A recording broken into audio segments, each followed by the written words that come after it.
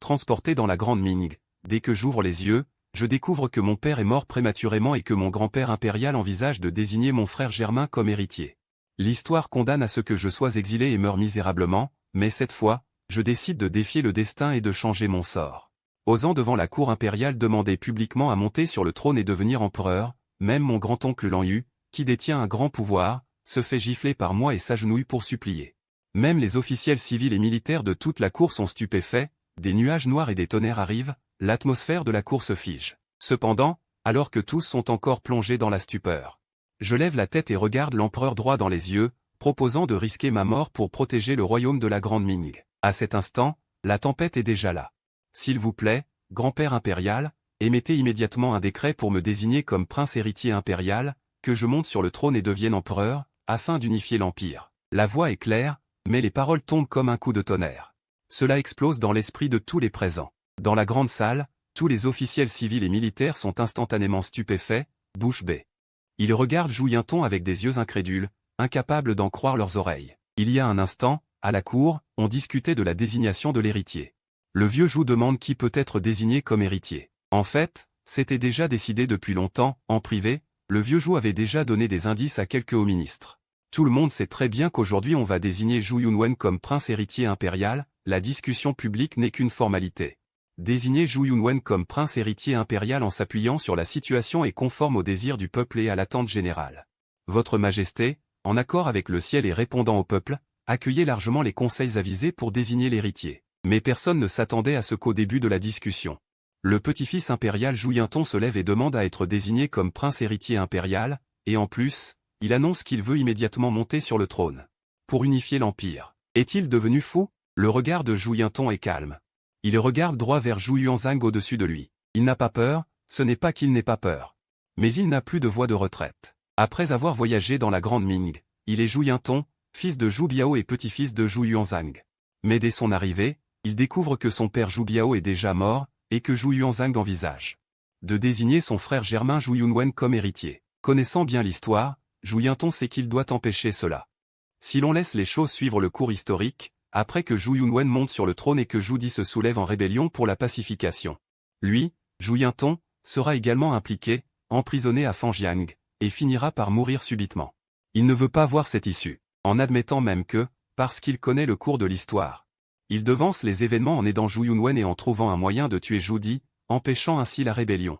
Mais avec les capacités de Zhou Yunwen, pourrait-il contrôler le royaume de la Grande Ming? La réponse est non. Si l'on classe les 16 empereurs de la Grande Ming par leurs capacités, même celui qui est connu comme le guerrier de Tumu, l'empereur Zhou Qizen, est 100 fois meilleur que Zhou Yunwen. Seulement, son caractère est mauvais. Si Zhou Di a pu réussir la rébellion, c'est certes parce qu'il est bon combattant, mais le plus important est entièrement dû à la coopération de Zhou Yunwen. Si une autre personne était empereur, Zhou Di n'aurait absolument aucune chance de réussir sa rébellion. Zhou Yunwen manque de compétences. Même sans Zhou Di, quelqu'un d'autre prendrait sa place, ou d'autres événements plongeraient la Grande Ming dans le chaos. La dynastie vient d'être établie, les cœurs ne sont pas encore entièrement conquis, la Grande Ming a besoin d'un souverain puissant. Pas d'une personne incapable comme Zhou Yunwen. Zhou Yinton ne veut pas non plus être impliqué injustement.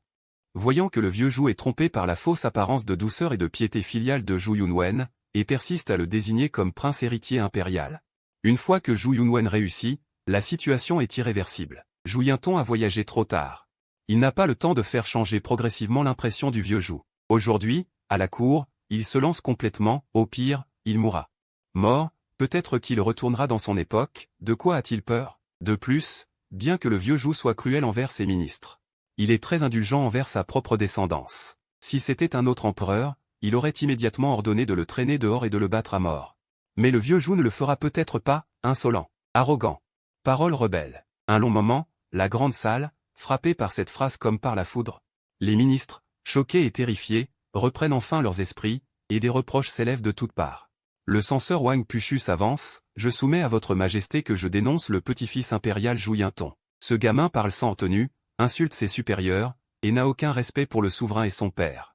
Je demande à votre majesté de décréter une punition sévère. Zhou Yinton le regarde d'un air méprisant et corrige, l'actuel empereur est mon grand-père impérial.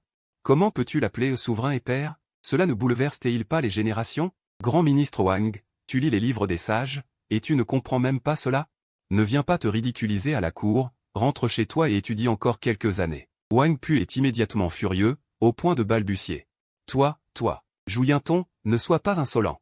Un cri de colère, aussi fort qu'un coup de tonnerre, fait vibrer les tympans de Zhu Yintong. Cette voix est-elle vraiment trop terrifiante? En regardant de côté, la personne qui a parlé n'est autre que le célèbre général fondateur de la Grande Ming, son grand-oncle, le duc de Liang, Lan Yu. Petit morveux, tu n'as même pas encore toutes tes plumes, et tu as déjà tant d'audace. La faute en revient à ton père et à ton grand-père impérial qui t'ont trop gâté. Au point que tu oses aujourd'hui à la cour, devant les officiels civils et militaires, proférer des paroles insolentes envers ton grand-père impérial. Je vois que tu as encore la peau qui te démange, tu mérites une correction. Pourquoi ne vas-tu pas immédiatement demander pardon à ton grand-père impérial? Tu ne crois pas que ton grand-oncle va te gifler? La voix puissante fait vibrer toute la grande salle, la faisant résonner. Mais Zhu Yintong perçoit dans ses paroles une intention de protection. Lan Yu insinuait que sa demande précédente n'était qu'une bêtise d'enfant. Des paroles insensées, il ramenait l'affaire à une simple question familiale. Après tout, ce n'est qu'un enfant. Ayant été gâté pendant longtemps, Lan Yu est devenu insolent et ignorant des règles. Une bonne leçon suffira. Il ne faut pas exagérer ni en faire une affaire d'État. C'est pour le sauver. Lan Yu est plus intelligent que je ne le pensais, songea Zhu Yintong, l'esprit en ébullition. En un instant, il put feindre une rage fulminante, tout en calmant discrètement la crise pour son petit-neveu par ses paroles. Une telle intelligence est rare. Bientôt, Zhu Yintong comprit, celui qui a suivi le vieux Zhu pour conquérir le royaume. Et a combattu pendant des années, gravissant les échelons jusqu'à devenir général et Liang Gogong parmi les officiers militaires de la cour. Ne pouvait être aussi simple et téméraire qu'il en avait l'air. Lan Yu était le beau-frère de Chang Yusheng, le prince Keping. Et la fille de Chang Yusheng, Dame Chang, avait épousé le prince héritier Zhu Biao, donnant naissance à deux fils, Zhu Xiangjing et Zhu Yintong. Zhu Xiangjing mourut jeune. Parmi tous les descendants du vieux Zhu, c'était Zhu Yintong qui était le plus proche de Lan Yu. En comparaison, Zhu Yunwen, n'étant pas né de Dame Chang, était un échelon plus éloigné. Naturellement, Lan Yu protégeait Zhu Yintong. C'est pourquoi il fut le premier à le réprimander. Mais Zhu Yintong n'accepta pas cela. Pourquoi le vieux Zhu a-t-il désigné Zhu Yunwen comme prince héritier impérial plutôt que lui, selon le principe de la primogéniture légitime? C'est Zhu Yintong qui était le fils légitime de Zhu Biao. Zhu Xiangjing étant mort, après la mort de Zhu Biao, il aurait dû être nommé prince héritier. Zhu Yunwen, bien qu'étant né avant lui, était issu d'une concubine. Pourtant, le vieux Zhu avait décrété de promouvoir Dame Lu, mère de Zhu Yunwen, au rang d'épouse légitime, lui conférant le statut de fils aîné légitime, et le nomma prince impérial. Cela était dû en partie à la capacité de Zhu Yunwen à jouer la comédie, à feindre la piété filiale et l'humilité, gagnant ainsi le cœur de Zhu Yuanzhang. Plus important encore, le père de Dame Lu n'était que le chef du bureau des rites, un fonctionnaire civil sans pouvoir militaire. Il ne menaçait pas le pouvoir impérial. En nommant Zhu Yunwen prince héritier, on n'aurait pas à craindre l'ingérence des parents de l'impératrice. Au contraire, si Zhu Yintong était nommé, les familles Chang et Lan, derrière lui, étaient des héros fondateurs avec une grande influence à la cour. Naturellement, il pourrait maîtriser les familles Chang et Lan, non seulement elles ne causeraient pas de désastre, mais deviendraient les deux épées de Zhu Biao. Mais Zhu Biao était mort. Zhu Yintong pourrait-il maîtriser les familles Chang et Lan? Ces généraux arrogants et tyranniques soutiendraient-ils ce gamin? Avec le temps, ces hommes ne développeraient-ils pas des intentions perfides? Après réflexion, le vieux Zhu n'osa pas prendre ce risque. C'est pourquoi il porta finalement son choix sur Zhu Yunwen. Nommer Zhu Yunwen prince héritier éliminait ses inquiétudes. Lan Yu et les autres pourraient tous être exécutés, purgeant la cour, tout en favorisant la famille maternelle de Zhu Yunwen. Représentant un groupe de lettrés, ces hommes sans pouvoir militaire ne menaçaient pas l'autorité impériale. Dans sa vie antérieure, Zhu Yintong était un amateur d'histoire et avait analysé les pensées du vieux Zhu. Après avoir traversé le temps, ce qu'il avait vu et entendu ces derniers jours confirmait son analyse. En cet instant, le comportement de Lan Yu aux yeux du vieux Zhu ne ferait que renforcer sa conviction de ne pas nommer Zhu Yintong prince héritier. Comment un homme qui se fait réprimander par son grand-oncle et menacé de gifles pourrait-il être l'héritier du trône? Si on le nommait héritier, une fois empereur, Lan Yu aurait-il encore la même attitude? Où serait la dignité du souverain? De plus, s'il ne peut imposer le respect à la cour, comment pourrait-il contrôler l'immense empire Ming? Lan Yu était certes un allié, mais un Lan Yu indomptable que lui-même ne pouvait maîtriser. Ne pouvait que mourir. Le vieux Zhu le tuerait sûrement avant son décès. Si Lan Yu mourait, Zhu Yintong n'aurait plus aucune chance d'être héritier. Pour sauver Lan Yu, il devait d'abord le soumettre. C'était la seule façon. Et aussi se sauver lui-même. Zhu Yintong fixa Lan Yu et s'avança pas à pas. Soudain, il leva brusquement la main. Clac! Une gifle retentissante. Elle frappa violemment le visage de Lan Yu. Un silence absolu régna dans la cour. À cet instant, tous retinrent leur souffle. On en oubliait presque de respirer. C'était le Liang Gogong. La dynastie Ming venait tout juste d'être fondée. Le groupe des lettrés avait encore peu de pouvoir à la cour, les héros et nobles méritants détenaient la véritable autorité. Lan Yu, en tant que chef des généraux de la cour et parent impérial, pouvait sans exagération faire trembler toute la cour d'un simple coup de pied. Et Zhu Yinton était son petit-neveu. En théorie, selon les règles de préséance. Comment oserait-il frapper son propre grand-oncle? Les yeux des fonctionnaires sortaient presque de leurs orbites. Ce qui se passait aujourd'hui était trop choquant, ils n'en croyaient pas leurs yeux. Au-dessus, une lueur d'étonnement traversa les yeux de Zhu Yuanzhang. Elle disparut aussitôt. Son expression resta calme, et il ne dit mot. Il regardait la scène comme un spectacle, quant à ses pensées. Personne ne les connaissait. Lan Yu était abasourdi, complètement abasourdi. Cette gifle soudaine l'avait assommé. Quel genre d'homme était-il?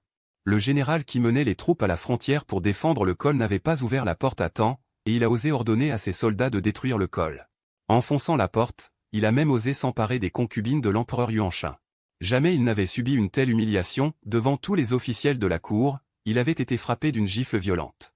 Et celui qui l'avait frappé n'était autre que son propre petit-neveu. Pourtant, avant que Lan Yu ne puisse réagir, on vit Zhu Yuanzhang pointer son doigt vers son nez étonné. « Lan Yu, connais-tu tes crimes ?»« Mes crimes? Moi? Je n'ai aucun crime, dit Lan Yu. Tout en se tenant la joue endolorie par la gifle, Lan Yu ajouta, si c'était quelqu'un d'autre. Lan Yu se serait déjà précipité pour rendre l'appareil, peu importe que ce soit à la cour impériale. Un autre aurait osé le frapper, et lui, Lan Yu, n'aurait-il pas le droit de riposter, mais en voyant son petit-neveu devant lui. Lan Yu, pour une fois, réprima son élan. Ce n'était pas dans la nature de son petit-neveu, d'habitude, devant lui. Il n'osait même pas respirer fort, tant il craignait son grand-oncle. Qu'est-ce qui lui prenait aujourd'hui? Lan Yu voulait entendre ce qu'il avait à dire. De toute façon, rendre l'appareil. Ce n'était jamais trop tard. Il avait déjà perdu la face, mais il lui fallait la retrouver tôt ou tard. Sinon, il ne serait pas Lan Yu. Même un petit-neveu, manquait de respect à son grand-oncle, ce garnement méritait une correction. Vous devriez bien m'appeler votre grand-oncle, mais aujourd'hui nous discutons des affaires d'État à la cour. Pas de liens familiaux dans une demeure privée. Zhu Yinton fit un geste de révérence vers le trône, je suis un commanderie prince nommé par l'empereur, mon grand-père, tandis que vous n'êtes que le duc de Liang. En rang de noblesse, je vous suis supérieur. La cour a ses règles. L'État a ses institutions. Selon les règles et les institutions, vous devez me saluer. Mais vous, sans respect pour la hiérarchie, vous criez après moi, voilà votre premier crime.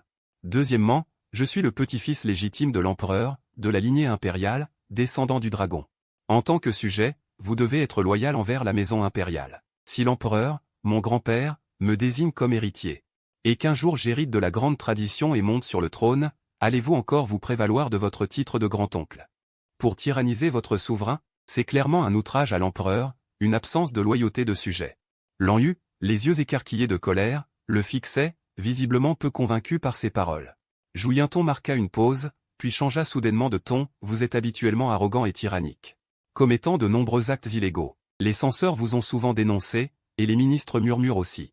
L'empereur, mon grand-père, ne vous a jamais sévèrement puni, se contentant de vous réprimander légèrement, mais il vous a toujours toléré. Et protégé. Savez-vous pourquoi? D'une part, en raison de vos années de campagne militaire. De vos mérites et de vos souffrances, d'autre part, dans l'espoir que vous continuiez à servir la maison impériale des Ming. À servir les descendants de la famille Zhou, à devenir un ministre dévoué pour protéger notre empire Ming et les enfants de la famille Zhou. Ainsi, tant que les descendants de la famille Zhou régneront, la famille Lan jouira de la richesse et des honneurs.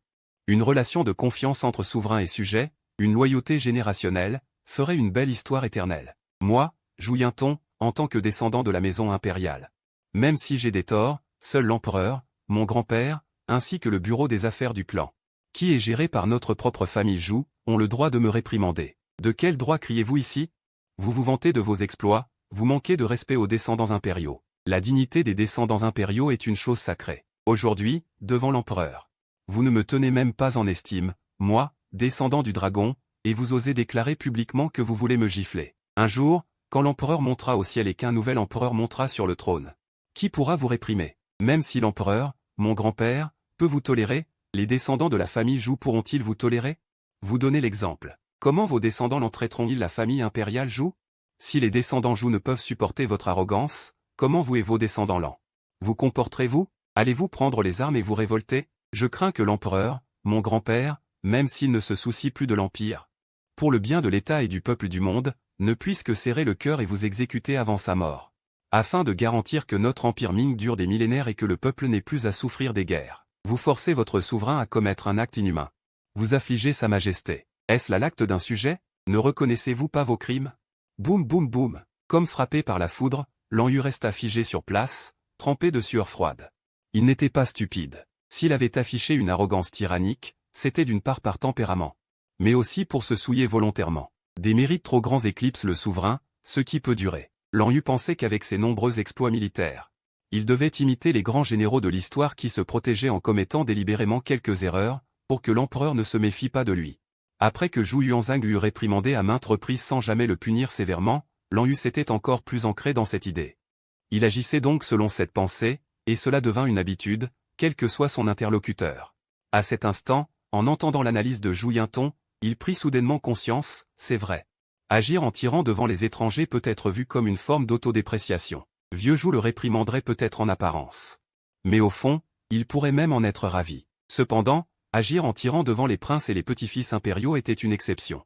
Car cela signifiait que les descendants de Zhou ne pourraient pas le maîtriser. Maintenant que le prince héritier Zhou Biao était mort, si Vieux Zhou pensait que les générations futures ne pourraient pas contrôler ce duc de Liang, alors Vieux Zhou le laisserait-il vivre? En y pensant, comment Lan Yu ne pourrait-il pas frissonner de peur? Bien qu'il ait traversé 100 batailles, largement éprouvé sur le champ de guerre, il n'avait jamais eu peur. Mais face à Vieux Zhou, il avait une peur viscérale. Ce fondateur des Ming était, dans le cœur de Lan Yu, bien plus terrifiant que tous les démons et dieux. Lan Yu leva la tête vers Vieux Zhou, assis sur le trône élevé, et vit que celui-ci le fixait aussi, le regard perçant comme s'il voulait sonder tous ses secrets. Paf! Que votre majesté voit clair. Moi, Lan Yu, je n'oserais jamais manquer de respect à la maison impériale des Ming, même au prix de 1000 morts. Le corps massif de Lan Yu, en tant que général, s'agenouilla brusquement. Il se prosterna lourdement. Que votre majesté voit clair. Moi, Lan Yu, je n'oserais jamais manquer de respect à la maison impériale des Ming, même au prix de 1000 morts. Un silence de mort régna dans la cour, seulement brisé par les prosternations et les supplications de Lan Yu. Une lueur de surprise traversa les yeux de Vieux Zhou.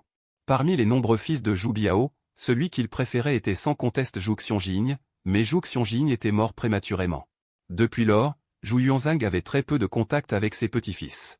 Principalement pour éviter qu'en voyant les autres petits-fils, ils ne se souviennent de Zhou Xiongjing et ne s'affligent. Jusqu'à la mort de Zhou Biao. Vieux Zhou, pensant à l'avenir de l'héritier des Ming, commença à observer ses petits-fils. C'est à ce moment que Zhou Yunwen entra dans son champ de vision. Pendant la grave maladie de Zhou Biao, Zhou Yunwen dormait presque à côté de son lit, le soignant avec une attention méticuleuse. Bien que Zhou Biao, en tant que prince héritier, ne manquât pas de nuque et de servante. Cela n'était certainement pas comparable à des soins prodigués par un propre fils. Après la mort de Zhou Biao, Zhou Yunwen fut accablé de chagrin, pleurant à en perdre la raison, souffrant pendant plusieurs jours. Sans avaler un seul grain de riz. Zhou Yuanzhang dut intervenir personnellement pour le consoler. Ainsi, Zhou Yunwen laissa dans son cœur une profonde impression de bonté et de piété filiale. Après une observation minutieuse, Vieux Zhou prit la décision de faire de Zhou Yunwen le petit-fils impérial héritier. Mais aujourd'hui, la performance de Zhou Yinton fit briller les yeux de Vieux Zhou. Ce qu'il venait de dire à Lan Yu montrait qu'il avait parfaitement compris les pensées de Vieux Zhou, et Zhou Yinton le souligna directement. Apparemment, il réprimandait Lan Yu, mais en réalité, il le protégeait. En pleine cour, sous les yeux de tous. Mettre les choses au grand jour empêcherait Vieux Zhou de tuer Lan Yu plus tard. Cela bouleversa complètement les plans de Vieux Zhou. Mais d'un autre côté, sans aucun doute, ainsi. Il devait sérieusement considérer s'il fallait choisir Zhou Yunwen ou Zhou Yinton comme petit-fils impérial héritier. Si Lan Yu n'était pas tué, et aucun des grands généraux aux exploits éclatants ne l'était, qui pourrait les maîtriser après l'accession au trône? Cela deviendrait nécessairement un choix crucial. Sinon, après sa mort, ils oseraient peut-être fomenter une rébellion. À cette pensée, les réflexions de Vieux Zhou devinrent complexes. Zhou Yinton avait fait un coup brillant. D'un côté, il giflait Lan Yu, de l'autre, il le protégeait, le forçant à s'incliner. Tout en lui inspirant de la gratitude. Il intimidait Lan Yu tout en gagnant son cœur. Et par ailleurs, sans faire de bruit, il mettait son grand-père impérial en échec. En un instant. Habile. À un si jeune âge, avoir de telles pensées. Relève-toi. La voix de Zhou Yuanzhang était calme. Quand aurais-je eu une telle idée? N'écoute pas les paroles insensées de ce gamin. Petit-fils, ne vas-tu pas aider ton grand-oncle à se relever? Zhou Yinton s'approcha et tendit la main pour aider Lan Yu. Lan Yu se releva précipitamment du sol, disant respectueusement, « Je n'ose pas déranger votre Altesse impériale. » Après cette mise au point, Lan Yu avait repris ses esprits. bien que Zhou Yinton les giflait publiquement. Lui faisant perdre la face, ne lui avait-il pas aussi sauvé la vie? Vieux Zhou, bien qu'il ait dit que Zhou Yinton disait des sottises, ne l'avait pas pour autant réprimandé. Cela permettait d'entrevoir la vérité. À ce moment, face à Zhou Yinton, il devint naturellement extrêmement respectueux. Sa colère précédente s'évanouit complètement. Je sollicite votre majesté, je souhaite dénoncer le petit-fils impérial Zhou Yinton. À ce moment, un autre lettré sortit des rangs. Zhou Yinton le regarda du coin de l'œil. C'était un officier placé tout au fond des courtisans. Son rang ne devait pas être élevé, il ne le connaissait pas. Moi, Wang Zisheng, je dénonce le petit-fils impérial Zhou Yun. Tom pour son mépris des règles entre souverains et sujets, pour avoir semé le trouble, convoité la position suprême des 9 et 5. Et commis un crime de haute trahison. Je prie votre majesté de le punir sévèrement. Wang Zisheng. Ainsi, c'était lui, le responsable qui plus tard déclencherait la rébellion de Jingyan, l'un des criminels principaux, Wang Zisheng. Zhou Yinton rit froidement. Ce territoire des Ming appartient depuis toujours à notre famille Zhou. En tant que descendant des Zhou, porter l'héritage familial est mon devoir. En tant que petit-fils légitime, que mon grand-père impérial me nomme petit-fils impérial héritier et me transmette le trône est une chose parfaitement naturelle. Où est la convoitise? Et où est la haute trahison? Le trône impérial de ce grand Ming, ne serait-ce pas à nous, descendants des Zhou? Impossible, te la transmettre? Le prince héritier, l'acceptes-tu? Le prince Zhou Yinsheng s'agenouilla immédiatement, je n'ai jamais eu cette intention, mais... Mais quoi? Demanda Zhou Yinton d'une voix sévère. Existe-t-il un fils ou un petit-fils d'empereur qui ose réclamer le royaume et le trône à sa majesté? Voilà. Un acte de haute trahison. Les hauts dignitaires de la cour opinèrent du chef. Bien que les fils et petits-fils d'empereurs convoitent le trône impérial et se disputent, ce phénomène est courant, quoi qu'il en soit. En apparence, il devrait toujours afficher humilité et déférence. Zhou Yinton, lui, déchirait directement le voile des apparences. Il réclamait le royaume sans phare. Un tel comportement était inouï. Tout en parlant, il lança un regard entendu à Zhou Yunwen. Zhou Yunwen comprit immédiatement. Il s'avança alors, grand-père impérial, puisque troisième frère désire devenir le petit-fils héritier. Et succéder au trône, alors nomme le petit-fils héritier. Moi, je ne souhaite que la concorde entre frères. Sans dispute ni querelle. Ce serait parfait. Mon talent est médiocre. Je ne mérite pas d'être chargé de l'immense fardeau du royaume. J'implore grand-père impérial d'exaucer ce vœu. À ces mots, les ministres présents ne purent s'empêcher d'admirer en silence. Voyez. Voilà des paroles dignes d'un petit-fils d'empereur. Quelle humilité et quelle déférence. Cela reflète la stature d'un lettré confucéen. C'est un homme comme cela qu'il faut nommer petit-fils héritier. Même Zhou Yuanzhang, sur son trône, fit un léger signe de tête, apparemment très satisfait des propos de Zhou Yunwen. Mais dans son fort intérieur, Zhou Yinton cracha un « poids ». Quel simulateur. Au fond, il brûlait d'envie d'être le petit-fils héritier. De monter sur le trône, il en crevait d'envie, mais il feignait la modestie. Une comédie éhontée, fausse à l'extrême. Incapable même d'une honnêteté élémentaire, un tel homme. Comment pourrait-il hériter du trône? Second frère, ton cœur est bon et tu comprends la grande justice, s'écria Zhou Yinton d'une voix forte. Moi, ton frère, je te remercie de ta concession. Puisqu'il en est ainsi, je n'ose refuser. Il se tourna alors vers Zhou Yuanzhang en joignant les mains, grand-père impérial, second frère a conscience de ses limites et sait qu'il ne peut porter le lourd fardeau de l'État. Il accepte volontiers de céder la place aux plus dignes. Je prie grand-père impérial d'écouter les avis et d'exaucer le vœu de second frère en me nommant petit-fils héritier. Ainsi, le royaume de la Grande Ming pourra prospérer pour des millénaires, et grand-père impérial pourra régner sans souci. Au-dessus, le coin des lèvres du vieux Zhou tressaillit légèrement. Ce petit-fils ne se gênait vraiment pas. Arrogant et sans scrupules. Superficiel et ignorant, totalement dépourvu de piété filiale et d'étiquette du prince et du ministre. Toi, avec ta conduite, alors que ton second frère fait preuve d'une courtoisie exemplaire, un contraste saisissant. Comment pourrais-je te nommer héritier, rugit presque Zhou Yinsheng. Zhou Yinton lui jeta un regard oblique et dit avec mépris. Monsieur l'impérial précepteur se prendrait-il pour l'empereur régnant, décidant à qui transmettre le trône? Zhou Yinsheng, frappé comme par la foudre, resta interdit sans mot dire. Nommer l'héritier est une affaire d'une importance capitale. Bien qu'il eût entendu des rumeurs, quelques jours plus tôt, l'empereur avait laissé entendre à plusieurs hauts dignitaires qu'il nommerait Zhou Yunwen petit-fils héritier. Il s'en réjouissait d'ailleurs. Mais cette affaire était hautement confidentielle, s'il l'avait apprise. C'était parce que quelqu'un, cherchant à flatter Zhou Yunwen, avait divulgué l'information prématurément. Ce n'était pas qu'il eût le droit d'être informé, quand l'empereur choisit son successeur. Si l'on ne connaît pas encore la personne favorite de sa majesté, nul, pas même un simple rédacteur de l'Académie en lin, ni même les 6 ministres et autres hauts fonctionnaires, n'oserait s'aventurer à donner un avis. Zhuyanton joignit de nouveau les mains et salua Zhu Yuanzhang, la nomination de l'héritier touche au fondement de l'État. Je prie grand-père impérial de trancher souverainement et de décider rapidement. Nomme-moi héritier et transmets-moi le trône, afin d'assurer la prospérité éternelle de la grande Ming. Dans la grande salle, le silence régnait. Nombreux étaient ceux qui, encore sous le choc, sentaient leurs oreilles bourdonner. Les actes de Zhuyanton leur donnaient l'impression de vivre un rêve, une incrédulité totale. Au bout d'un moment, la voix majestueuse du vieux Zhu retentit soudain, et « Tu désires donc tant ce trône impérial ?» Le ton était calme, mais chaque mot tombait comme le tonnerre, clair et vibrant. Zhuyanton sentit une pression imposante fondre sur lui. Nul doute, c'était la prestance d'un souverain surgi d'un océan de sang et de cadavres. L'aura meurtrière et la puissance impériale ne faisant qu'un, capable de briser l'esprit, de forcer involontairement à l'adoration. Pour répondre à grand-père impérial, je ne le désire pas, dit Zhuyanton, en se tenant droit, sans servilité ni arrogance. Le souverain suprême tient le pouvoir du monde. Une charge porte le fardeau du royaume. Le destin de la grande Ming et des centaines de millions de citoyens repose sur un seul homme.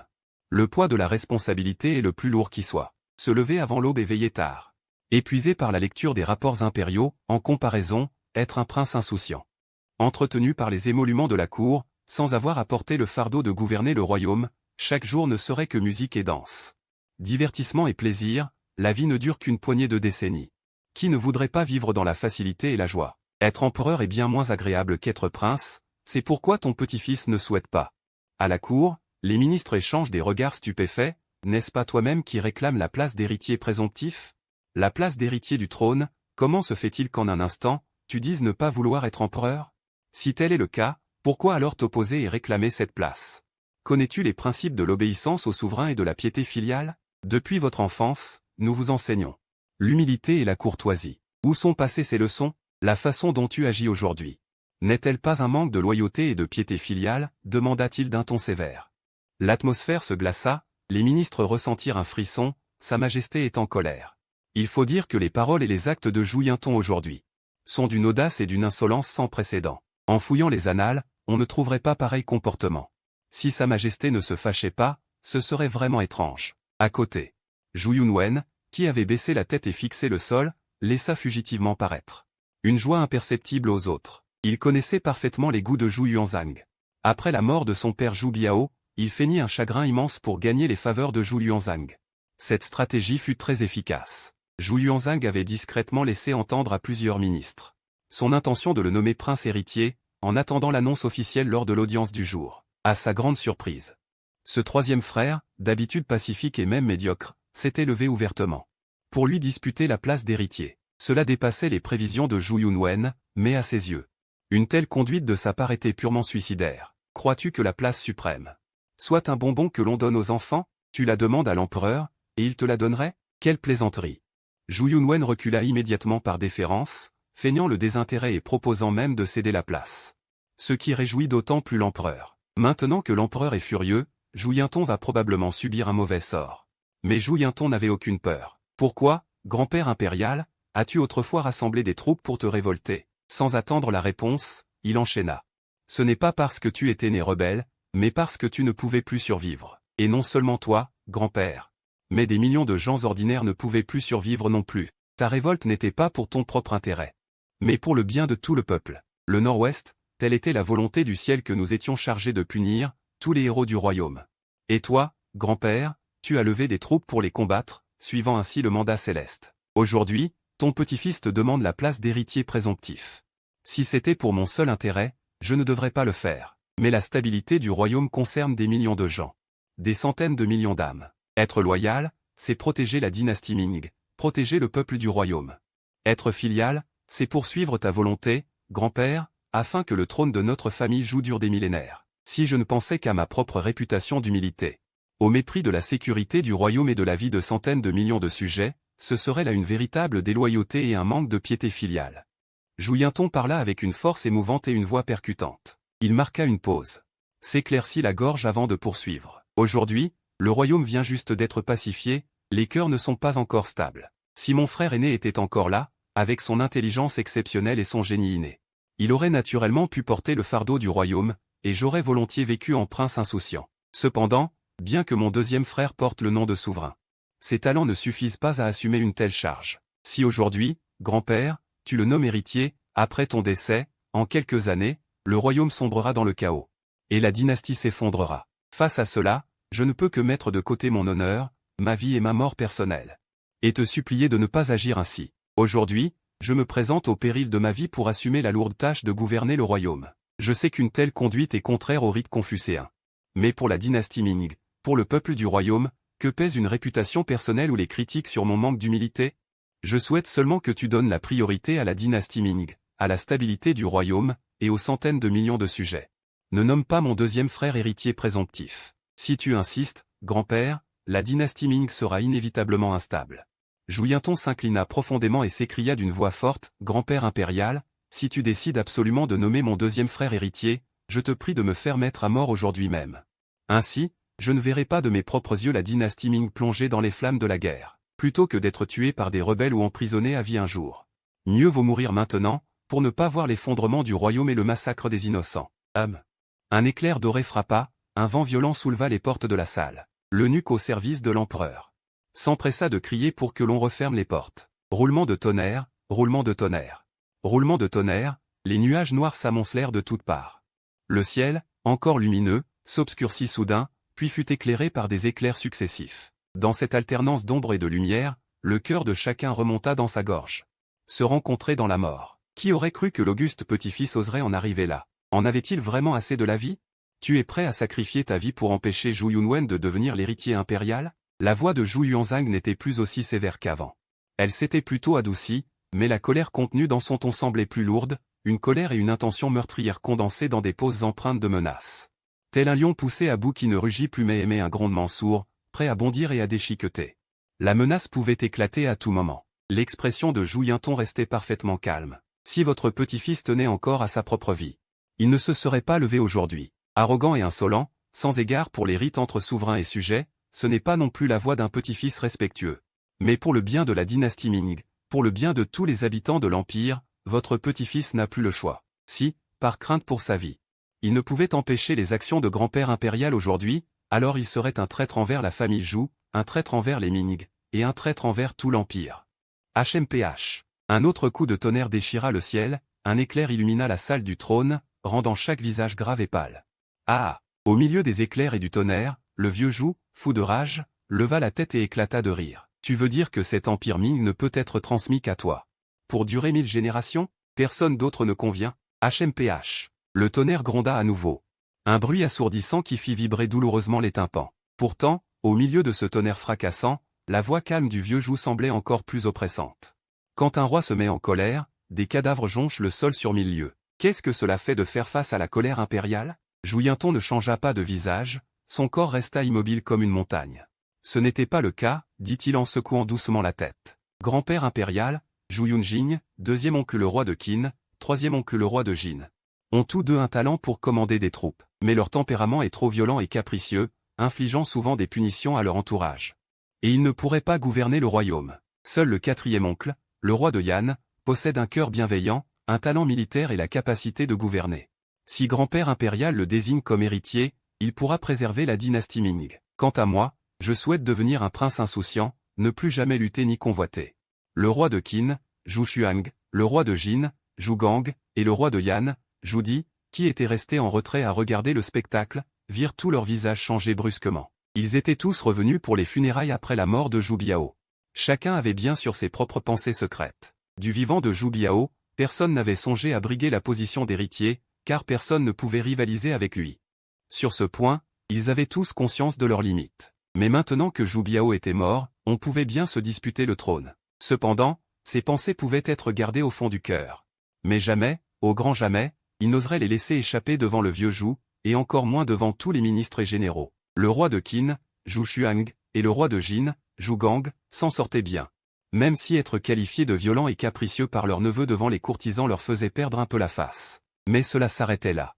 À ce moment-là, bien que contrariés, ils n'avaient pas envie de se lever pour contredire. En revanche, le roi de Yan, Zhou Di, ne pouvait plus rester en place. Toi, Zhou Yinton, tu cherches la mort, pourquoi m'entraîner? Dire que je peux hériter du trône et devenir empereur, comment mon père réagira-t-il? Zhou Di se leva rapidement et s'agenouilla en se prosternant. Père impérial, soyez clairvoyant. Votre sujet n'a absolument aucune intention de convoiter le trône. Ce gamin, Yunwen, ne dit que des sottises. Père impérial, ne prenez surtout pas cela à cœur. Jouyenton ricana. Mais j'ai seulement dit que si tu devenais empereur, tu pourrais bien gouverner le royaume. Je n'ai pas dit que grand-père impérial te transmettrait le trône. Pourquoi t'inquiéter, quatrième oncle? Même si tu as du talent, tu n'es pas le fils légitime de l'impératrice. Et au-dessus de toi, il y a les deuxième et troisième oncles. Le trône impérial ne te reviendrait en aucun cas. Il éleva la voix. C'est précisément pour cela que votre petit-fils n'a pas hésité à risquer sa vie, en s'avançant. Le livre des printemps et automnes dit, établir l'héritier selon l'aînesse, non selon le mérite, établir le fils. Selon la noblesse, non selon l'âge. La mère de votre petit-fils était l'épouse légitime du prince héritier. Selon les rites, après la mort de mon frère aîné. Votre petit-fils est le fils aîné légitime. Mon deuxième frère a beau avoir un an de plus que moi, il n'est pas un fils légitime. Grand-père impérial, me nommer héritier impérial est parfaitement justifié. Et conforme aux lois du ciel. Sinon, vous ne pourrez pas soumettre les ministres ni commander les généraux. C'est pourquoi vous vous êtes tourné vers la concubine impériale, voulant choisir votre deuxième petit-fils comme héritier, sans savoir que c'était une grave erreur. Les capacités de ce deuxième frère ne suffisent pas à gouverner, son prestige ne suffit pas à commander le respect, et son talent ne suffit pas à gérer les affaires d'État. Si grand-père impérial le nomme héritier et lui confie l'empire, les Ming seront en danger. Votre petit-fils ne peut rester indifférent en voyant l'empire Ming en péril. Et a dû se présenter devant vous au péril de sa vie. Un éclair jaillit à nouveau. Mais sans tonnerre. Dans la lumière vacillante, l'air semblait figé. La respiration devenait difficile. Le cœur de tous semblait s'arrêter, chacun était tendu à l'extrême. Tu dis que les capacités, le prestige et le talent de ton deuxième frère sont insuffisants, mais tu penses donc le surpasser largement? La voix du vieux Jou semblait s'être adoucie. Sans plus de menaces ni d'intentions meurtrières. Son visage restait impassible, mais on ne savait. Ce qui se tramait dans son esprit. Bien sûr, répondit Jouyenton avec une grande confiance. Dans la société féodale, les empereurs étaient éduqués dès l'enfance selon les rites royaux, et nombreux étaient ceux qui avaient des capacités remarquables.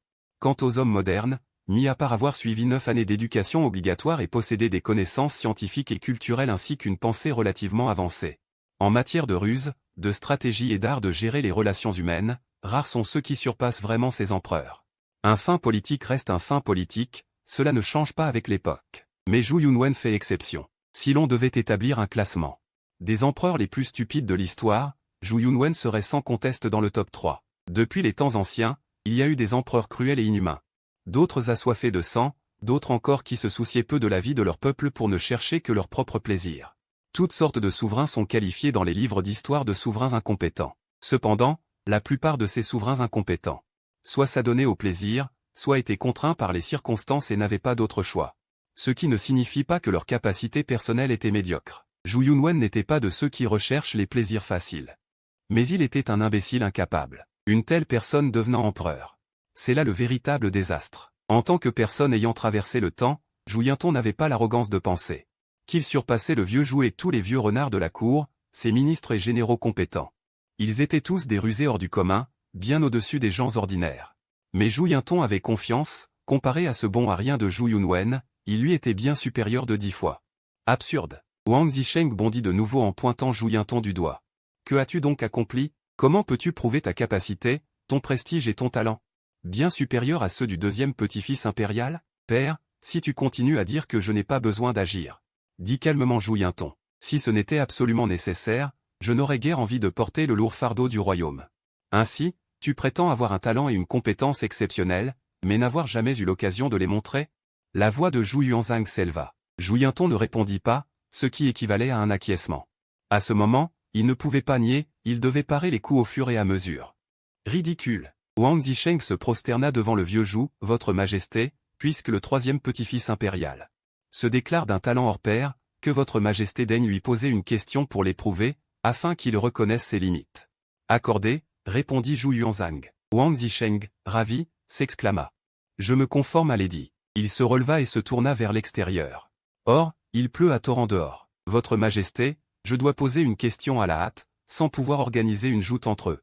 Selon la logique, il faudrait interroger sur la manière de gouverner. Mais des propos généraux, sans mise en pratique ne feraient qu'effleurer le sujet, ce qui rendrait difficile de départager les deux. Si on leur confiait la gestion d'un département ou d'une préfecture, il faudrait 3 à 5 mois, voire des années, pour voir leurs résultats et leur capacité à gouverner. Le poste d'héritier ne peut rester vacant trop longtemps. Pour trancher sur le champ, qu'ils composent plutôt un poème ou un texte. Cela ne mesurera pas leur aptitude à gouverner, mais révélera un peu de leur talent, et permettra de voir si les paroles du troisième petit-fils impérial sont arrogantes ou non, selon Wang Zisheng. Puisque l'autre avait osé se présenter pour revendiquer la place d'héritier, il avait sûrement préparé le terrain. À ce moment, si on lui demande comment gouverner et quelle politique adopter, il répondra sans hésitation, car tout cela était prévisible à l'avance. On peut faire écrire et mémoriser à l'avance, mais il refuse délibérément de laisser l'autre faire. Zhu Yinton évite intentionnellement les questions d'État pour interroger sur la poésie, imposant un thème sur le chant. Les préparatifs de l'autre deviennent alors inutiles. Zhu Yunwen s'incline respectueusement. Tout dépend de Maître Wang. Bien, Wang Zisheng caresse sa barbe. Il hoche légèrement la tête. Aujourd'hui, dehors, le vent hurle, les éclairs déchirent le ciel, la pluie tombe à torrent. Avant qu'il n'ait fini, Zhu Yinton l'interrompt en demandant « Voudriez-vous que nous prenions l'orage d'automne comme thème pour composer un poème ? Nous sommes en septembre, en automne, un orage est en fait très rare. » Wang Zisheng est interloqué. Il avait effectivement cette idée, mais en voyant l'expression de Zhu Yinton, il ne peut s'empêcher de changer d'avis, et si lui aussi s'était préparé pour la poésie? Bien que cet orage soit soudain et violent, il n'est pas impossible que des gens de la cour l'aient prévu. Si l'autre avait préparé des poèmes à l'avance et que ce thème tombe, cela servirait parfaitement ses dessins. Zhu Yunwen, depuis son enfance, a étudié les classiques confucéens, et la composition poétique est aussi son point fort. Il ne devrait pas être difficile de surpasser Zhu Yinton. Mais si l'autre s'est préparé, que l'anticipation joue contre l'imprévu. C'est une autre affaire. À cette pensée, Wang Zisheng secoue vivement la tête. Non. L'hiver dernier, une seule lettre est arrivée du nord, s'étendant jusqu'à la Grande Muraille, où la neige immense offrait un spectacle grandiose. Les deux petits-fils, bien qu'ayant grandi dans le sud, n'étant jamais allés dans le nord, ont tout de même vu des paysages de neige. Alors, prenons la neige sur la Grande Muraille comme thème pour composer un poème. Bien. Cette fois, nous nous limitons à la durée d'un bâton d'encens. Voyons qui écrira le meilleur. Après avoir dit cela, un sourire effleure les lèvres de Wang Zisheng. En général, les poèmes sur un thème donné sont souvent très stricts, très clairs, très concrets. Il craint que Zhu Yinton ne se soit préparé. Alors il prend le contre-pied, proposant un sujet totalement éloigné. Ainsi, même si Zhu Yinton est venu préparer, cela ne lui servira à rien. Plus important encore, Wang Zisheng avait auparavant enseigné les leçons à Zhu Yunwen. Je viens d'écrire un poème sur la neige, il est parfait pour l'occasion. Après avoir posé le sujet, il regarda profondément Zhu Yunwen, qui comprit immédiatement et fit semblant de réfléchir. Zhu Yinton secoua légèrement la tête et demanda, « Second frère, aurais-tu déjà une idée ?» Zhu Yunwen resta interdit. N'était-ce pas censé durer le temps d'un bâton d'encens? Pourquoi demander maintenant, alors que cela vient à peine de commencer? Ce garçon aurait-il vraiment du talent? S'il passait devant, ce serait fâcheux. À cette pensée, Zhu Yunwen sourit légèrement, « J'ai quelques vers, mais ils ne sont pas dignes d'une grande assemblée. » La cour aussitôt fut parcourue de murmures. Autrefois, Cao Zijian composa un poème en 7 pas, devenant une légende éternelle. Qui aurait cru que le deuxième petit-fils impérial avait aussi ce talent, ayant déjà une idée si vite après le sujet? Cependant, certains regardèrent Wang Zisheng, comprenant immédiatement que ce dernier, étant un proche du palais, avait servi sous Zhu Biao. On disait qu'il entretenait de bonnes relations avec Zhu Yunwen, et ce sujet était sans doute un poème déjà écrit auparavant par Zhu Yunwen. Ainsi, Zhu Yinton allait probablement perdre. Ce garçon est arrogant et ne connaît pas sa place. Il mérite une leçon. Bientôt, un eunuque apporta papier et pinceau, et Zhu Yunwen se mit à écrire.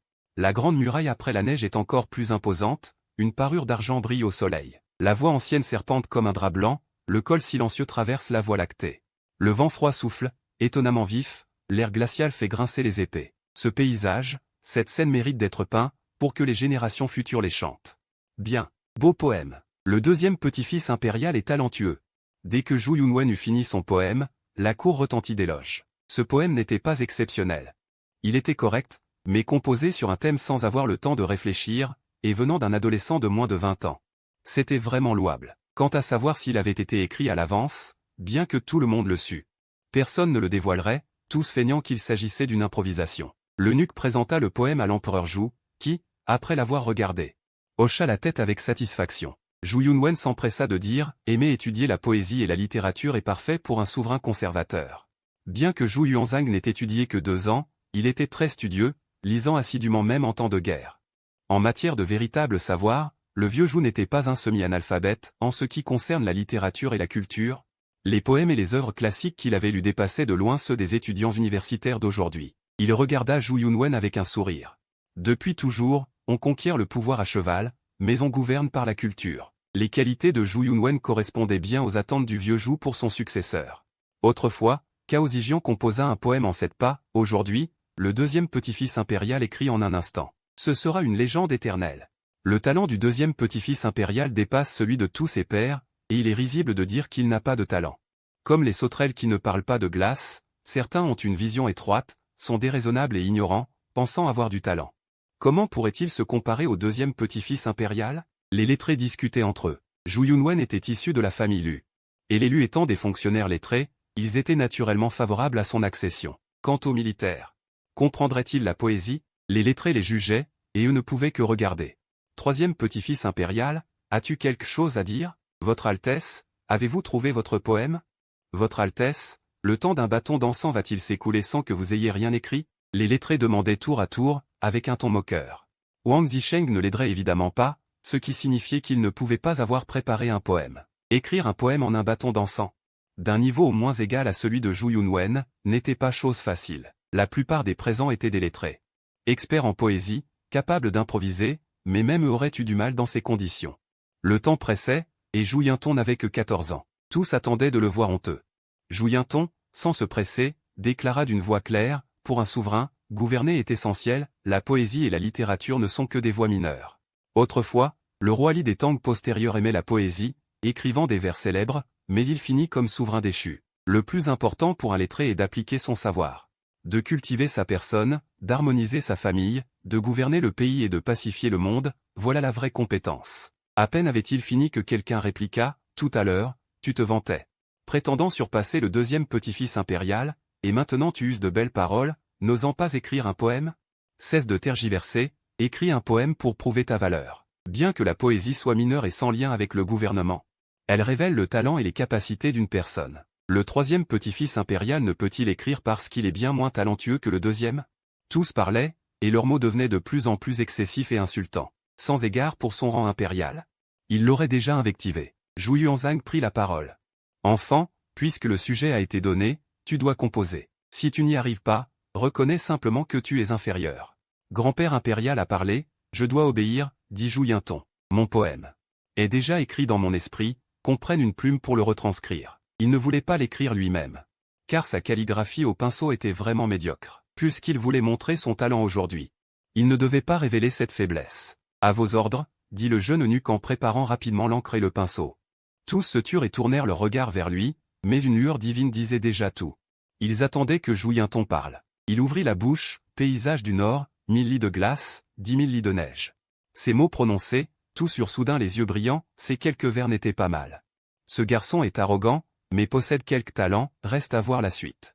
Regardant au-delà de la grande muraille, partout s'étend le blanc, le long du fleuve jaune, les flots soudain disparaissent. Les montagnes dansent comme des serpents d'argent, les collines bondissent comme des éléphants de cire, voulant rivaliser avec le ciel. La cour devint plus silencieuse encore. Seuls les bruits de respiration montaient et descendaient. Zhou Yunton continua, quand le temps sera beau, voyez la parure rouge et blanche. D'un charme exceptionnel. Si beau est ce pays qu'il fait se courber d'innombrables héros. Bien. Lanyu applaudit avec enthousiasme. Il avait mené plusieurs expéditions dans le nord du désert, et connu les paysages du nord. À cet instant, les quelques vers de Zhou Yunton lui rappelaient exactement ce qu'il avait vu et entendu jadis. Plus important encore, les mots étaient vastes et puissants, d'une envergure à engloutir monts et fleuves du monde. Lanyu, bien qu'un rustre ignorant la poésie, trouvait simplement que c'était bien écrit. Criant tout haut, il vit que tous les regards dans la cour se tournaient vers lui, et réalisa son impair. Il se tut aussitôt, la bouche close. Les fonctionnaires lettrés, eux aussi, gardaient le silence, leur visage devenu extrêmement complexe. Zhou Yunton récita d'une voix forte. Hélas, Qin Wan et Hanwo manquèrent un peu d'éclat littéraire, Tang Zong et Song Zu furent un peu dépourvus de poésie, le fils du ciel, Zhang Jikan, ne sut que tendre son arc et tirer l'aigle. Au-dessus, dans les yeux du vieux Zhou, deux éclats d'une lueur perçante jaillirent soudain. Quelle audace! Qui eût cru qu'il possédait tant de vigueur? On l'avait bien négligé jusqu'alors. Zhou Yunton esquissa un sourire et lâcha la dernière phrase, tout cela est passé, pour les figures remarquables. Regardez aujourd'hui. Dehors, l'orage avait cessé, la tempête n'était plus. Le ciel et la terre s'étaient brusquement calmés. Dans la grande salle, le silence régnait. Zhou Yuanzhang, au trône, semblait plongé dans ses pensées, tandis que les officiels civils et militaires, en bas, restaient muets. Sans même parler du niveau de ce poème lui-même, rien que ces 2 vers. Hélas, Qin Huang et Hanwoo manquèrent un peu d'éclat littéraire, Tang Zong et Song Zhu furent un peu dépourvus de poésie, le fils du ciel, Zhang Jikan, ne sut que tendre son arc et tirer l'aigle. Si quelqu'un d'autre les avait écrits, on l'aurait jeté en prison, attendant l'exécution après l'automne. Ne pas même tenir compte de Qin Huang, Hanwoo, Tang Zong, Song Zhu, et même Zhang Jikan. Quelle arrogance! Sans être empereur, quel lettré oserait composer de tels poèmes? Mais voilà que Zhu Yinton les avait écrits, et précisément en pleine lutte pour la succession. Non seulement ces vers collaient à l'occasion et au décor, mais ils frappaient juste dans l'esprit impérial. Surtout la phrase, pour les figures remarquables, regardez aujourd'hui, exprimait directement son intention. Si je devenais empereur, je surpasserais Qin Huang, Hanwoo, Tang Zong et Song Zhu. Telle était la compréhension des lettrés de la salle, ils ne pouvaient imaginer que ces mots parlaient en réalité des millions de gens du peuple. À leurs yeux, Zhu Yinton utilisait la poésie pour exprimer ses sentiments, en public, réclamant à nouveau la place d'héritier au vieux Zhu. Cette sortie fit que le poème correct de Zhu Yunwen, tout à l'heure, devenait bon à jeter. Restait à savoir ce que penserait l'empereur. Tous jetèrent un œil furtif vers Zhu Yuanzhang. Wang Zisheng resta figé sur place. À cet instant, il n'osa même pas faire de commentaire. Dire que le poème de Zhu Yinton était inférieur à celui de Zhu Yunwen, même les guerriers illettrés de la salle n'y croiraient pas. Mais dire qu'il était meilleur n'était pas non plus juste, car ce poème était trop arrogant et rebelle. Zhu Yinton, lui, n'y prêtait aucune attention. Ayant récité, il dit humblement, « La poésie est un art mineur, je ne m'y suis jamais beaucoup intéressé. Aujourd'hui, je n'ai fait que le faire par nécessité. Quant à son niveau, je prie maître Wang, devant toute la cour, d'en donner une appréciation. » Wang Zisheng ne répondit pas, il s'inclina devant le vieux Zhu et dit, « Que votre majesté tranche. » Un eunuque présenta le poème écrit. Le vieux Zhu le regarda en silence. Longtemps sans parler. Hélas, longtemps. Le vieux Zhu laissa échapper un léger soupir, d'une vigueur majestueuse, vraiment d'une vigueur majestueuse. Ayant lui-même étudié seulement 2 ans à l'école privée et appris par la suite en autodidacte, si l'on cherchait ce qui distinguait le vieux Zhu des lettrés traditionnels, c'était peut-être qu'il n'avait pas leur RP dans errance. Par exemple, le vieux Zhu détestait profondément ces gens qui, au lieu de parler simplement, tenaient absolument à faire montre de leur éloquence. Aussi, dans ses édits impériaux, il employait souvent la langue vulgaire. Mais même ainsi, il lui était difficile de corriger ce travers pédant des lettrés. Souvent en langue vernaculaire, mais même ainsi, il est difficile de corriger la pédanterie des lettrés. Parfois, il ne pouvait que soupirer d'impuissance. À propos de la poésie, le vieux Zhu avait un jour écrit, ayant tué 1 million de soldats au sud du Yangtze. Le sang sur l'épée à la taille est encore frais. Le vieux moine, ne connaissant pas ce héros, ne cesse de demander mon nom. Il en était extrêmement fier, estimant que son langage simple et direct reflétait sa bravoure héroïque. Bien supérieure aux érudits aigres et pédants. Mais aujourd'hui, en voyant les poèmes de Zhu Yinton, il comprit ce qu'est la véritable bravoure, ce qu'est une force qui engloutit montagnes et rivières, et en plus, si facile à réciter. Ce garçon me ressemble. Une pensée traversa l'esprit du vieux Zhu. Il plongea un regard profond sur Zhu Yinton. Je suis fatigué. Ajournons la séance pour aujourd'hui. Reprenons demain les affaires en suspens. Zhu Yuanzhang agita la main, se leva et tourna les talons pour partir. Votre Majesté. Wang Zisheng et tous les lettrés s'empressèrent de le retenir, nous étions convenus que la succession serait décidée aujourd'hui. Comment peut-on s'arrêter à mi-chemin? Partir ainsi? Qui donc sera nommé grand héritier impérial? Votre Majesté, la question du trône doit être examinée un autre jour. La voix de Zhu Yuanzhang leur parvint de loin, Votre Majesté, je recommande le 3e petit-fils. Votre Majesté, moi aussi je recommande le 3e petit-fils. Ajourné. Le palais de l'Est. Bien que Zhu Biao fût mort depuis quelques mois, le nouvel héritier n'avait toujours pas été désigné. Ainsi, la femme et les enfants de Zhu Biao résidaient toujours au palais de l'Est. Dès que Zhu Yinton rentra, il vit Zhu Yunwen qui l'attendait. 3e frère. Zhu Yunwen s'inclina avec politesse. Si par le passé, ton aîné a eu des torts envers toi, j'espère que tu sauras être indulgent. Nous sommes frères de sang, même si nous ne sommes pas du même ventre, nous avons le même père. Si tu veux devenir grand héritier impérial, je te céderai la place volontiers. Il ne faut surtout pas irriter notre grand-père impérial et le fâcher. Il parlait avec une grande sincérité, une émotion authentique, et son attitude était des plus humbles. Je n'ai jamais aspiré à être héritier. Surtout depuis la mort de notre père, j'aurais souhaité le suivre aux enfers pour le servir. Mais si je faisais cela, ce serait manquer à mon devoir envers notre grand-père impérial. Par loyauté et piété filiale. Je ne peux agir ainsi. La place d'héritier, je ne la veux pas. Pourtant, notre grand-père insiste pour me la donner, je suis totalement impuissant. Mais rassure-toi, 3e frère. Aujourd'hui même, je présenterai une nouvelle pétition pour demander à veiller sur la tombe de notre père. Je ne me disputerai jamais avec toi pour le titre de grand héritier impérial.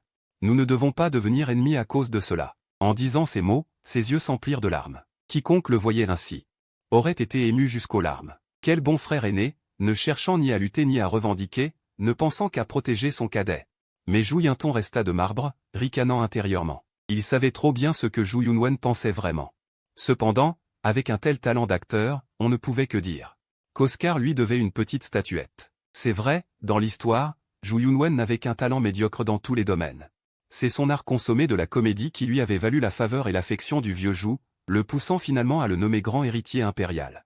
Le vieux Zhou n'était pas dupe. Si Zhou Yunwen avait réussi à le tromper au point de lui faire croire à sa pureté, sa piété filiale et sa sincérité, c'est bien que son talent d'acteur n'était pas médiocre. Zhou Yinton ne le démasqua pas. Car il habitait encore dans cette résidence, et la maîtresse actuelle des lieux était la mère biologique de Zhou Yunwen. S'il brisait les apparences, même si l'autre n'oserait pas lui faire grand mal, il pourrait user de toutes sortes de moyens pour le dégoûter. Puisque Zhou Yunwen voulait jouer la comédie et faire semblant, autant l'accompagner. Deuxième frère a raison, s'exclama Zhou Yunwen en riant. Troisième frère a bien parlé. Nous devons toujours vivre en harmonie, en bons frères. Tout en parlant, ils s'enlacèrent, montrant un exemple de fraternité respectueuse. À ce moment, une voix nasillarde retentit de l'extérieur. Par ordre de Sa Majesté, le troisième petit-fils est convoqué au palais pour une entrevue. Zhou Yinton resta interdit, murmurant. Je viens juste de dire, veuillez me suivre, Zhou Yinton. Ordre de Sa Majesté. Zhou Yunwen éclata de rire. Zhou Yunwen éclata de rire. Zhou Yunwen éclata de rire. Zhou Yunwen éclata de rire. Zhou Yunwen éclata de rire. Zhou Yunwen éclata de rire. Zhou Yunwen éclata de rire. Zhou Yunwen éclata de rire. Zhou Yunwen éclata de rire. Zhou Yunwen rit. Zhou Yunwen rit. Zhou Yunwen rit. Zhou Yunwen rit. Zhou Yunwen rit. Zhou Yunwen rit.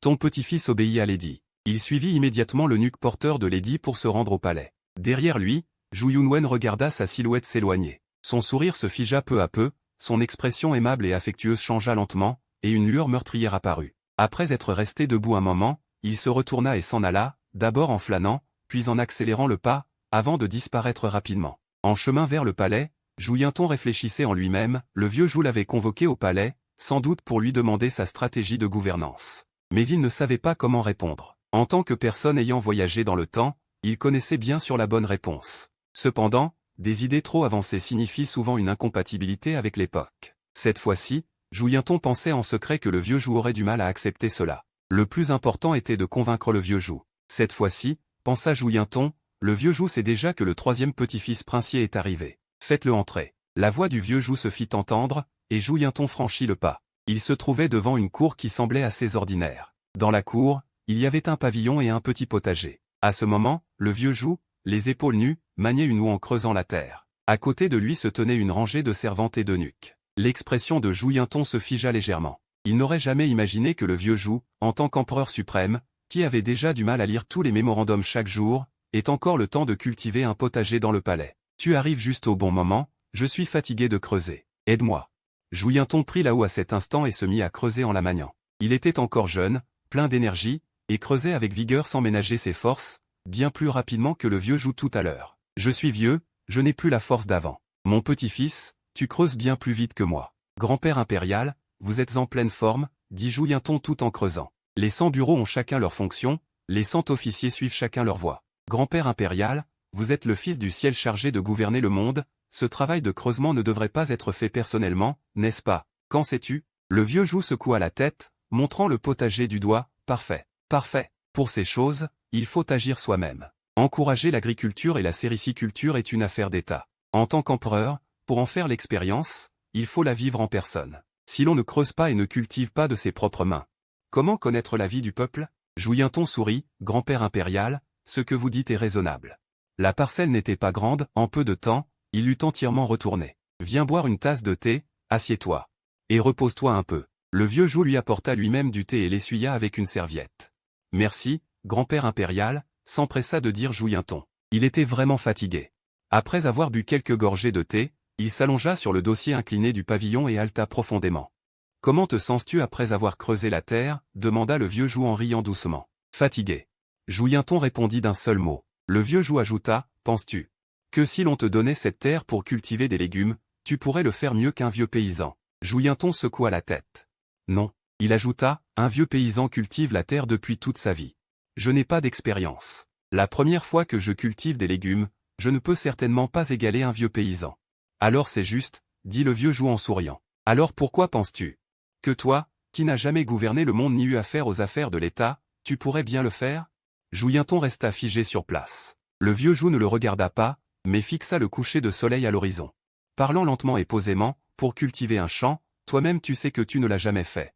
Donc tu cultiveras forcément moins bien qu'un vieux paysan. Pour gouverner le monde, tu ne l'as jamais fait non plus. Pourtant tu oses fanfaronner en affirmant que tu pourras certainement porter le lourd fardeau. Trouves-tu que gouverner le monde est plus facile qu'un vieux paysan cultivant la terre? Si c'est le cas, pourquoi la Cour organiserait-elle des examens pour recruter des fonctionnaires et sélectionner des talents d'élite? On pourrait simplement prendre n'importe qui pour être fonctionnaire. N'est-ce pas? Jouyenton se redressa, regarda le vieux Jou, ouvrit la bouche. Comme pour dire quelque chose, mais il se ravisa. Le vieux Jou se tourna vers lui et sourit. Tu as dû penser, en voyant que je t'ai convoqué au palais, que j'allais te demander ta stratégie de gouvernance, t'interroger sur ce que tu ferais si tu devenais empereur. Et hériter du trône pour gouverner le monde. Le visage de Jouyenton rougit légèrement. C'était effectivement ce qu'il avait en tête. Aujourd'hui, devant tous les fonctionnaires civils et militaires de la cour, il avait réclamé la position de petit-fils héritier impérial. Le vieux Jou n'avait pas accepté, mais il ne l'avait pas non plus réprimandé. Dans une certaine mesure. C'était déjà une forme de position. En le convoquant maintenant au palais, il devait naturellement aller plus loin en demandant la bonne stratégie pour gouverner. Jouyenton avait déjà beaucoup réfléchi en chemin et préparé un discours pour convaincre davantage le vieux Jou. Mais contre toute attente, le vieux Jou n'en demanda rien du tout. Grand-père impérial, le manque d'expérience ne signifie pas que l'on est incapable. Avant de quitter la montagne, le Zhujiang qu'était-ce, avait-il une expérience de gouvernement? Pourtant, d'un seul mot, il a pu décider du partage du monde en 3 royaumes, non? Rétorqua Jouyenton. Donnez-moi une seule chance, grand-père impérial. Moi, pour cultiver la terre. Je ne vaudrais certainement pas un vieux paysan. Mais j'ai un avantage par rapport aux paysans ordinaires. Je suis capable de tirer continuellement des leçons et des expériences, d'améliorer les méthodes de culture. En répétant ce processus, si vous me laissez cultiver pendant 3 à 5 ans, je dépasserai sûrement la grande majorité des vieux paysans. Ayant au moins bénéficié de 9 années d'éducation obligatoire et ayant été imprégné de la pensée scientifique et culturelle du XXIe siècle. Jouyenton était plutôt confiant à ce sujet. Un étudiant universitaire qui cultive la terre pour la première fois sera certainement moins bon qu'un paysan expérimenté. Mais avec le temps, l'effet de la science et de la culture se manifestera progressivement. Et il finira par dépasser le paysan. Ah, tu te compares même à Zhujiang.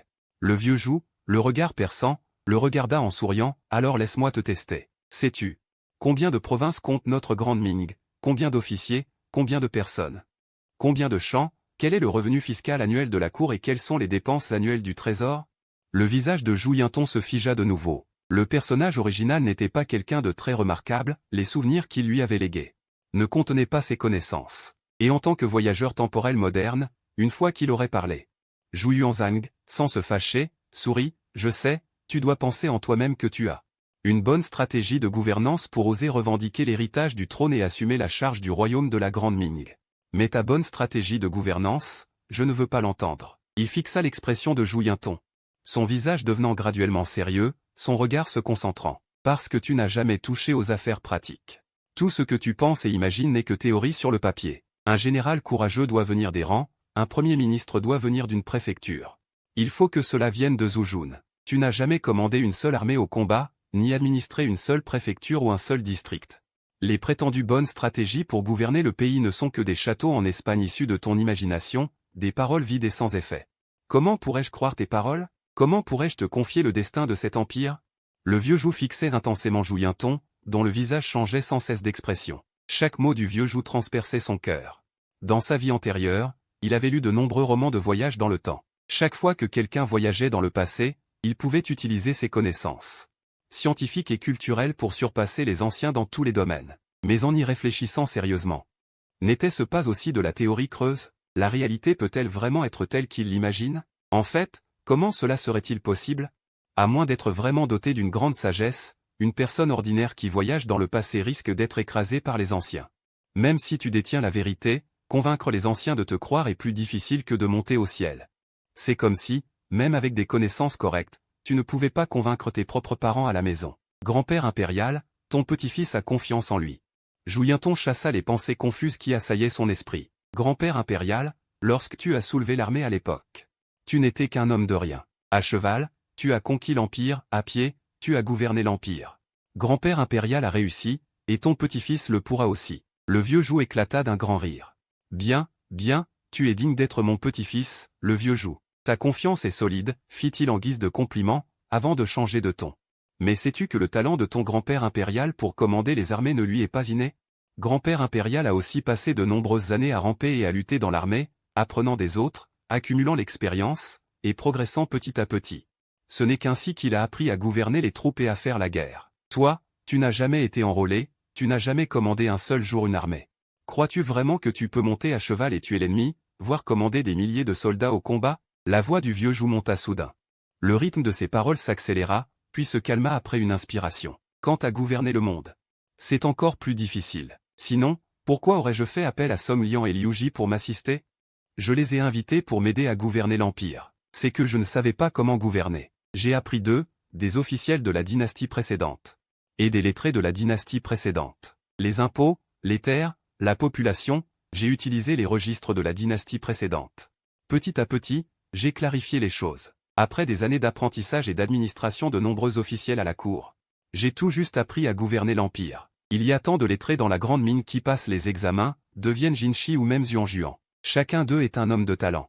Chacun est d'une intelligence exceptionnelle. Pourtant, même après avoir franchi tous les obstacles et obtenu le titre de Xuanjuan, ils sont loin d'être capables de gouverner la cour. Ils doivent d'abord étudier à l'Académie en lin, se familiariser progressivement avec les affaires, avant d'acquérir la capacité de gouverner le pays. Tu es jeune, il est normal que tu ne saches pas beaucoup de choses.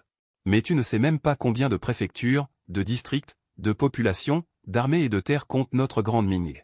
Pourtant tu oses prétendre avoir la capacité de gouverner l'Empire. Tu n'as vraiment aucune honte. Le cœur de Jou Yinton se serra. Une personne qui n'a jamais été en contact avec l'art de gouverner, qui n'a jamais appris comment gouverner un pays, peut-elle bien le gouverner?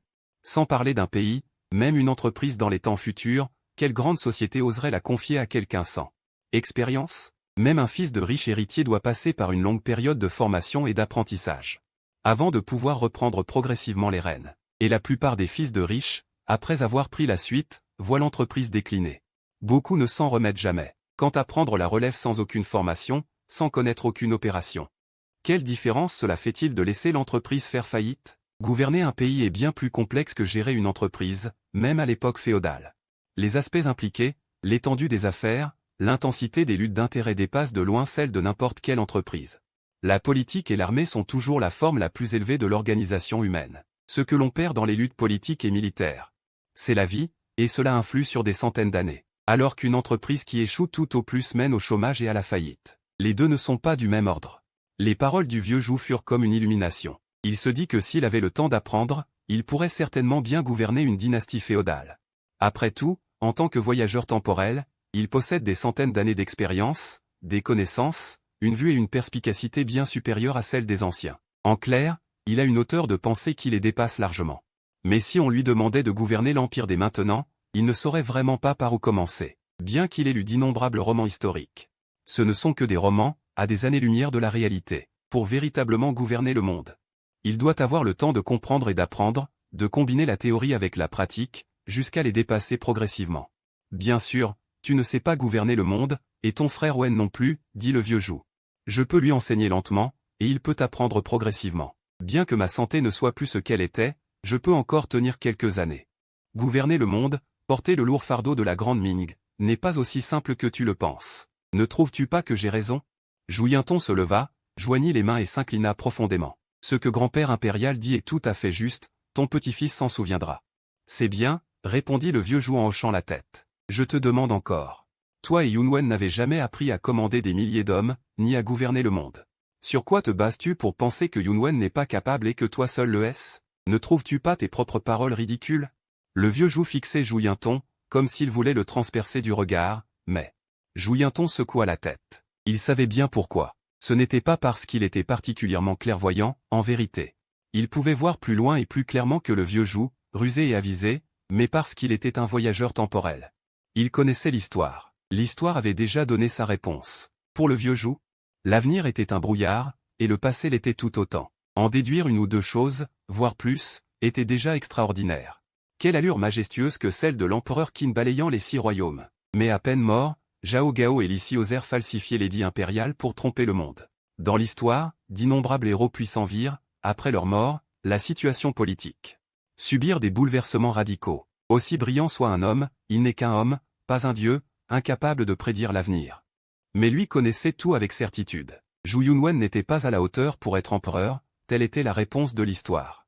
Une feuille suffit pour présager l'automne, un détail permet de comprendre l'ensemble. Mon deuxième frère a grandi avec moi, ses capacités, son talent et sa conduite, je les connais parfaitement, dit fermement Zhou Yinton. Je vous en prie, grand-père impérial, croyez-moi.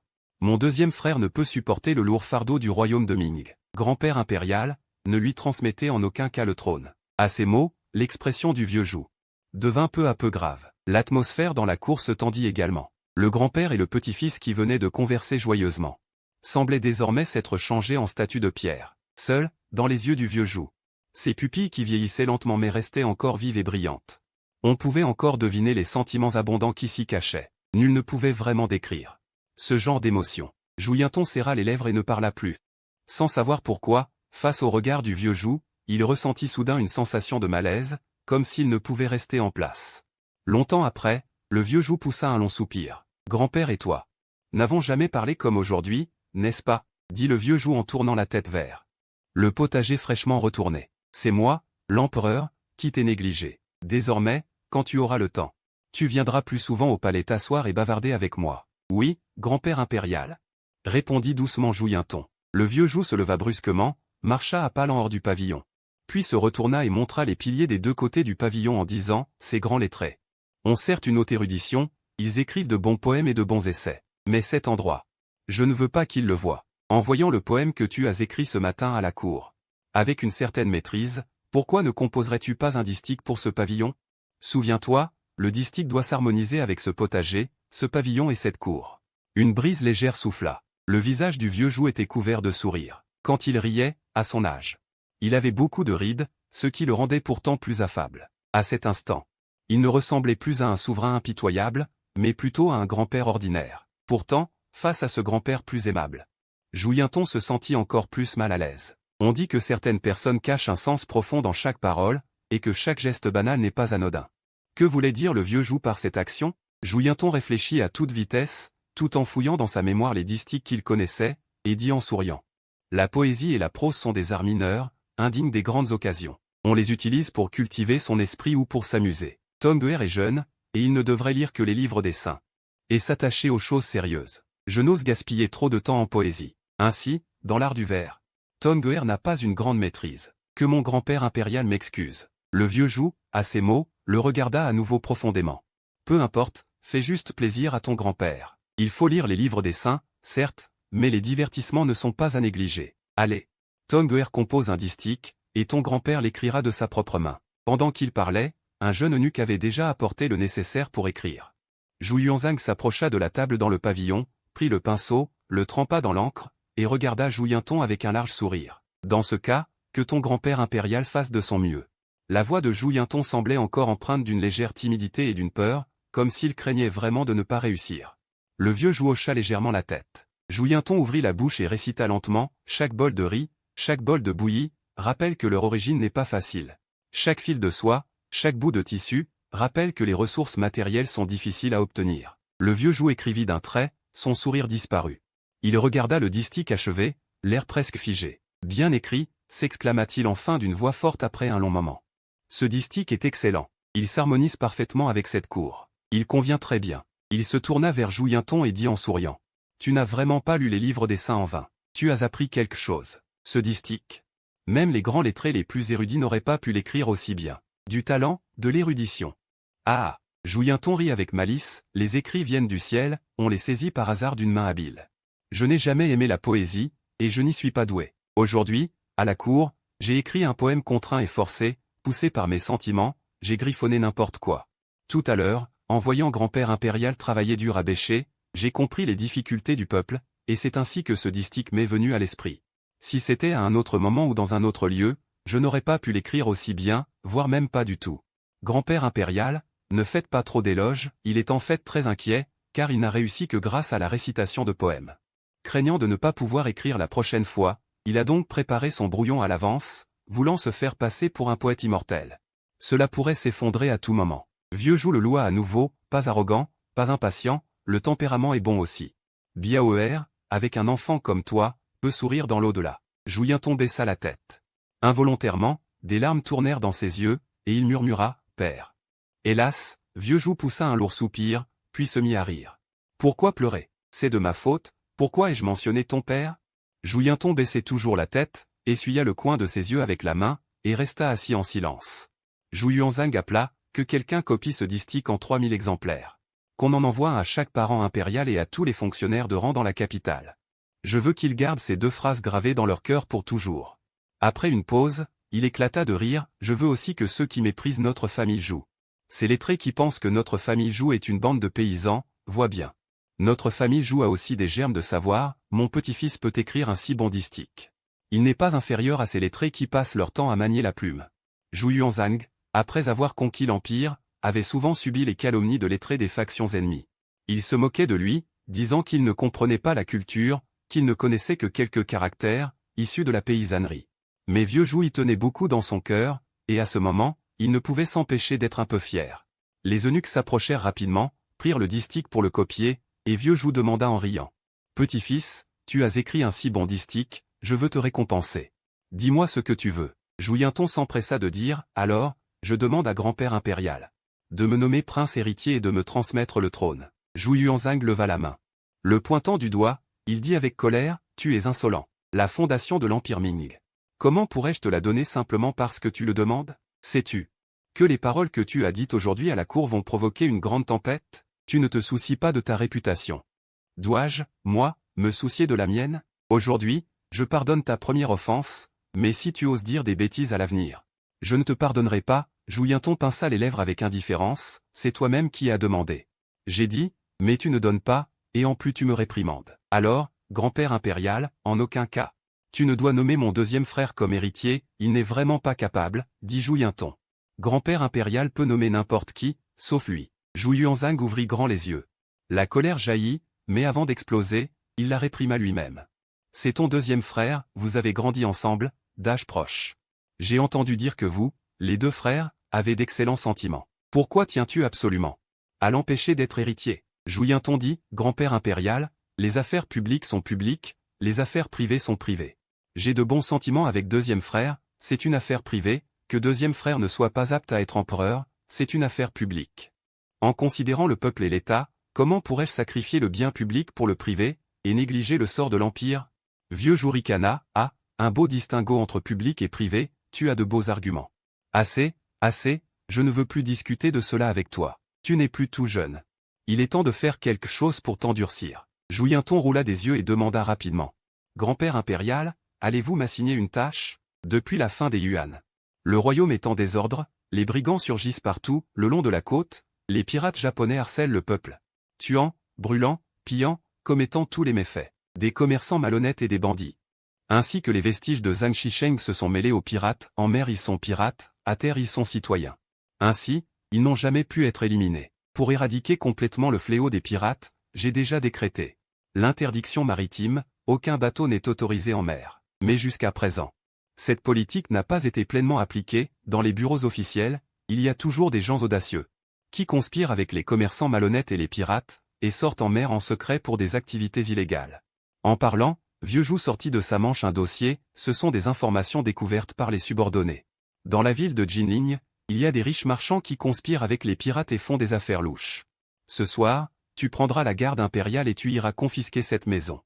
Jouyenton resta figé. Pour une confiscation, il suffit de laisser faire la garde de l'étoffe de brocart. Pourquoi fallait-il absolument qu'il mène l'opération en personne en tant que petit-fils impérial? D'ailleurs, que pouvait-on espérer glaner d'une saisie? Il réfléchissait, mais entendit le Vieux Joug ajouter, « Souviens-toi.